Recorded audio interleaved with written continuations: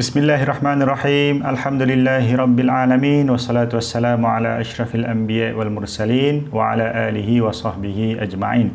Rabbi shrah li sadri wa yassir li amri wahlul 'uqdatam min lisani yafqahu qawli.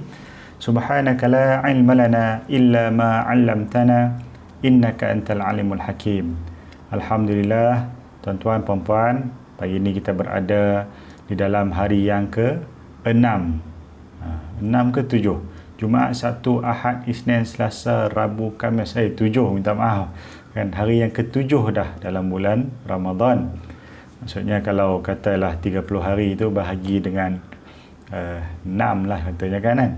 Kalau 6 tu maksudnya 5. 1/5 dah lebih daripada 1/5 Ramadan tu dah berlalu.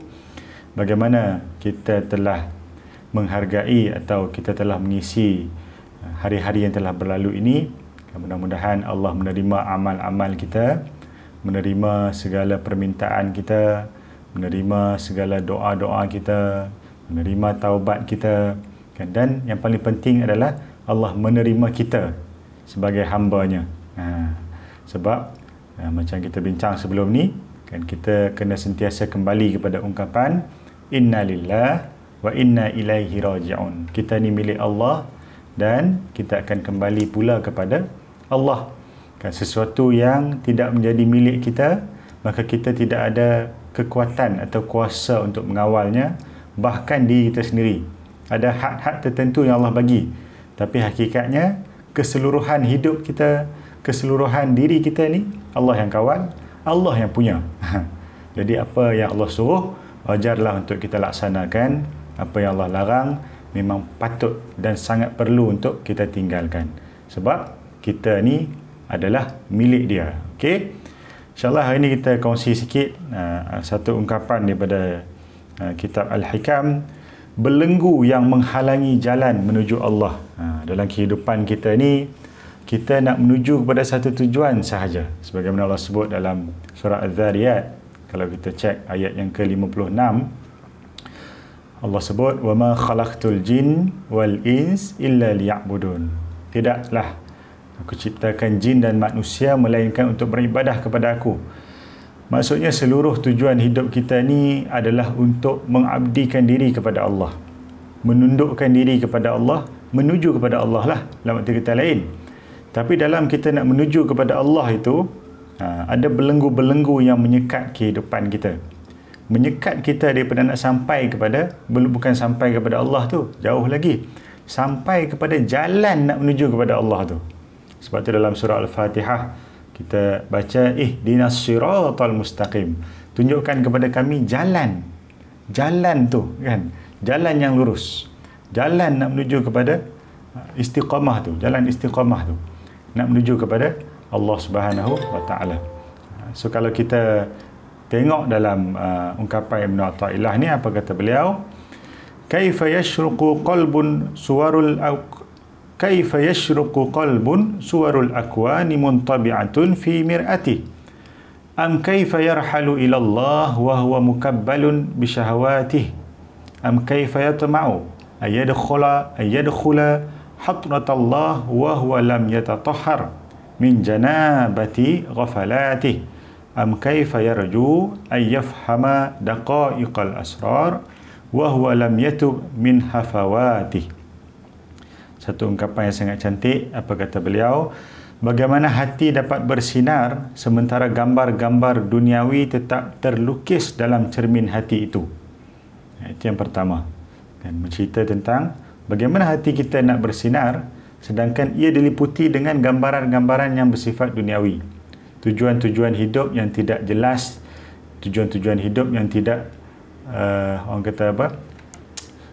All out untuk menuju kepada Allah, kan? Untuk menuju kepada hari akhirat. Masih lagi banyak tujuan-tujuan tu yang terselit cita-cita yang bersifat duniawi, kan? Bukannya tidak boleh kita mencari apa yang Allah kurniakan, anugerahkan di dunia ini, tetapi kita kena ingat bukan itu tujuan kita. Kita ambil sekadar keperluan sahaja. Bila sebut keperluan ini, itu bukan matlamat kita, itu bukan destinasi kita, itu bukan benda yang kita cari. Itu hanya bekal-bekal yang kita kutip untuk kita menuju kepada destinasi yang sebenar, iaitulah kampung kita. Kita diciptakan di dunia ini, tapi kampung kita adalah di akhirat. So kita kena rasa seronok nak balik kampung. Bila kita rasa seronok nak balik kampung, kita akan kumpul segala bekal-bekal yang baik, supaya bila kita balik kampung yang abadi itu, kita hidup dalam keadaan yang senang lenang selama-lamanya. Itu satu. Dan gambaran-gambaran duniawi tetap terlukis dalam cermin hati itu. Kalau kita tengok Allah sebut dalam Al-Quran, A'udzubillahi minasyaitonirrajim, i'lamu annamal hayatad dunya la'ibun wa lahwun wa zinah wa tafakhurun bainakum wa takathurum fil amwali wal aulad. Apa Allah gambarkan tentang dunia ini? Ketahuilah bahawasanya dunia itu adalah annamal hayatud dunya la'ibun wa lahwun, permainan dan senda gurauan,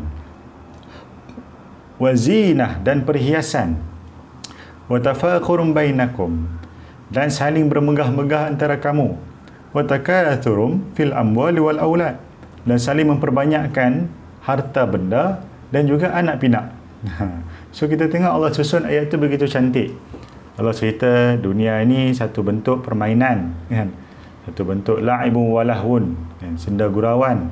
Kalau kita tengok permainan kita kecil-kecil, baby kan, permainan simple je kita dah seronok, kan? Bagilah satu batang satu benda bola ke, bagi kat baby, dia dah seronok dah, dia dah boleh main dah dengan benda tu, gelak, ketawa dan sebagainya. Tapi bila kita besar sikit, permainan kita tu lebih complicated sikit. Mula bermain dengan gadget, dengan video games, dengan permainan-permainan yang ada peraturan, main bola, main sepak takraw, kan, main batu seremban, macam-macam lah permainan tu, makin complicated. Wazinah dan perhiasan. Dan bila kita dah meningkat dewasa, remaja sikit, kita mula fikir tentang penampilan kita. How do I look? Maksudnya kita nak look cool, kan? Nak orang terima kita punya gaya kita. Nak orang acknowledge kita punya penampilan kita, pakaian kita, gaya rambut kita. Macam-macam lah, kan? Kalau anak remaja tu kan, kita dululah, kan? Ataupun kalau yang sekarang ni yang tengah mendengar ni remaja, yalah itulah dia, wazinah. Kemudian watafakhurum bainakum, saling bermegah-megah antara kamu. Bila dah masuk ke universiti, dah keluar, masuk kerja, mula kita fikir, ni kerja apa, kan?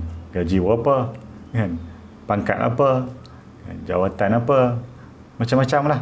Kita saling bermegah-megah di antara apa yang kita ada tu, pekerjaan kita, status kita, kan?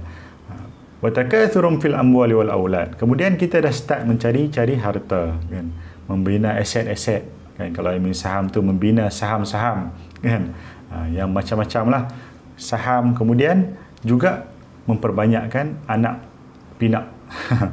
So itu adalah satu rentetan kehidupan dunia yang Allah cerita dalam Al-Quran. Dan Allah gambarkan dalam ayat tu, semua tu akan berlalu dan semua tu akan musnah, kan? Sebagaimana pohon-pohon, daun-daun yang kering, kan, yang kita nampak hijau, kan? Petani tanam pokok nampak hijau elok, tiba-tiba sampai satu masa pokok tu pun menjadi kering, layu, daunnya menjadi kuning dan hancur berkecai. Itulah kehidupan dunia yang Allah gambarkan dalam Al-Quran. Okay, itu satu. Kemudian apa yang disebut oleh Ibn Athaillah yang kedua, atau bagaimana hati dapat berangkat menuju Allah kalau masih terbelenggu oleh syahwatnya. Ini yang kedua, masalah syahwat kita, keinginan kita. Kalau Allah sebut dalam Al-Quran, Allah mulakan zuyyina lin-nasi hubbus syahawati minan nisa wal banin.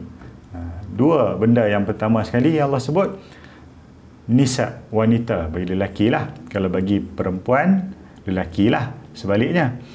Yang kedua adalah anak pinak. So ini adalah keinginan-keinginan syahwat kita. Dan juga banyak benda-benda lain Allah sebut, wal qanatiril muqantarati minadh dhahabi wal fiddah, kan, daripada kuda-kuda perang, maksudnya kenderaan lah kalau kita pada hari ni, kan, emas, perak, banyak bentuk keinginan-keinginan kita ni. Keinginan-keinginan kita ni itu akan menyekat hati kita untuk menuju kepada Allah Subhanahu wa Ta'ala kalau keinginan-keinginan itu tidak dilandaskan kepada niat dan matlamat yang benar. So dia jadi keinginan yang sekadar memenuhi keinginan dan kemahuan diri kita sahaja, tanpa ada di sana tujuan-tujuan untuk mencapai apa yang Allah sediakan di hari akhirat. Kemudian disebut lagi, atau bagaimana mungkin seseorang akan entusias ni bersemangatlah menghadap ke hadirat Allah apabila hatinya belum suci dari junub kelalaiannya. Lalai. So ini pun satu masalah dalam kehidupan kita, lalai. Allah sebut dalam surah Al-Anbiya ayat yang pertama, A'udzubillahi minasyaitonirrajim, Bismillahirrahmanirrahim, Iqtaraba lin-nasi hisabuhum wa hum fi ghaflatin mu'ridun. Telah semakin dekat dah hari perhitungan amal manusia, sedangkan mereka berada dalam keadaan lalai, ghaflah, mu'ridun, dan juga berpaling. Lalai dengan kehidupan yang ada pada hari ini, lalai dengan apa yang dia nampak depan mata, kehidupan yang dekat ini, dan berpaling daripada hari akhirat yang dah dekat tu juga sebenarnya, kan, yang tak tahu bila akan sampai kepada kita. Allah sebut dalam ayat tu, telah semakin dekat hari perhitungan tu, sedangkan kita berada dalam keadaan lalai dengan kehidupan kita di dunia ni, dan kita berpaling daripada kehidupan kita di akhirat nanti. Ada seorang salaf, saya tak ingat sebuah kisah, pernah ditanya, kenapa kami ni begitu benci kepada kematian? Lalu apa dijawab oleh orang soleh ini? Kerana kamu sibuk membina dunia kamu dan menghancurkan akhirat. Bagaimana kamu akan merasa gembira untuk beralih daripada tempat yang kamu bina kepada tempat yang kamu hancurkan? Masya Allah, kan? So kalau kita tengok kehidupan kita hari ini macam mana, kan, tuan-tuan dan puan-puan, termasuklah saya sendiri, kehidupan yang kita bina ni nak ke mana sebenarnya? Kehidupan yang kita bina ni nak ke mana sebenarnya? Dan apakah ini benda paling besar yang sedang kita kerjakan?